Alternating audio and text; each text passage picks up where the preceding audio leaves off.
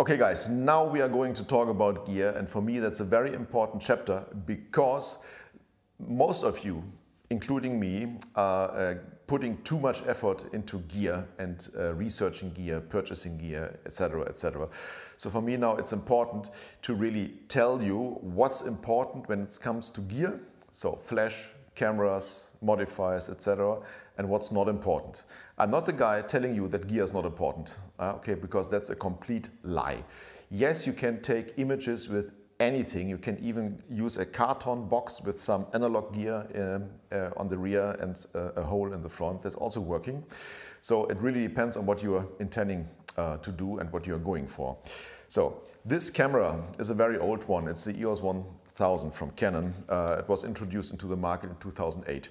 So I was using this camera for product photography internally. So it was no commercial photography. I was owning a company and I simply took the product images myself. No flash, nothing, so just some product photography. But this was also the camera I used initially when I started to look into photography seriously again, to do it commercially. And the first image I shot with this camera, which was for me my first flash image using flash, was this one. And it's still one of my favorite images. And I shot this with this camera only. It has got an internal flash. Okay, I can't get it out because I haven't touched this camera for 10 years and the battery is gone, so it's broken. So there is an internal flash here. And all I did was I switched on a light and I used the internal flash and put a piece of paper in front of it to deflect it. So I didn't get direct flash, but the flash was basically reflected from the wall. And that's how this image happened, basically.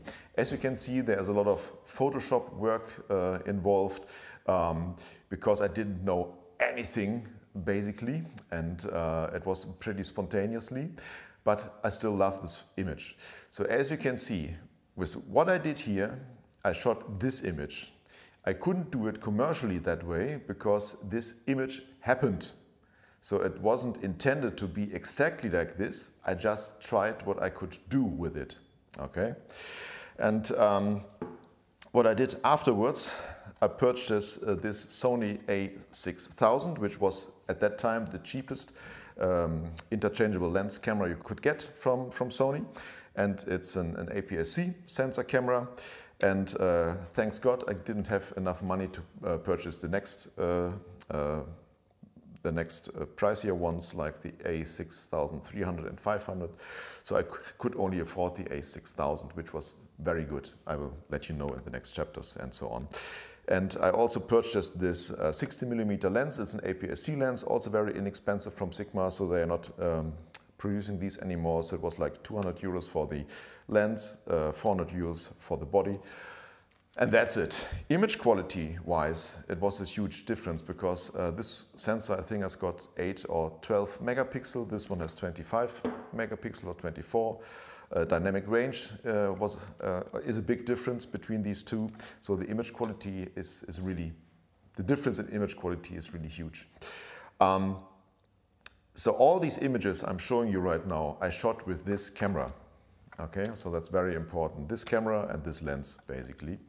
And so the important thing is I'm now shooting with an A7 III most of the time and also an A7C. So these cameras are like 4 or 5 years younger than this one. Image quality wise, they are the same. Okay, so I can get the same images out of this camera than out of the other ones, besides some minor differences when it's getting too dark ISO, because this is an APS-C camera, the other ones are full frame sensors, okay? But the main reason for me for going for a different camera was the autofocus, because the autofocus of the a6000 was very bad in low light situations, so I couldn't use it for event photography, plus some other minor reasons that were attached to how you handle this camera. So it didn't have anything to do with the image quality, it was just how to use this camera. And this flash, it's the TT685 from Godox. That's the second version, but I owned 5 of the first generation. These were my first flashes. So with this flash, this camera and some modifiers, I shot the first images. So as I showed you before, and I was using these flashes for about 2 or 3 years before I purchased an AD200 or even some larger studio flashes. So all was done with speedlights. Okay, so that's very important.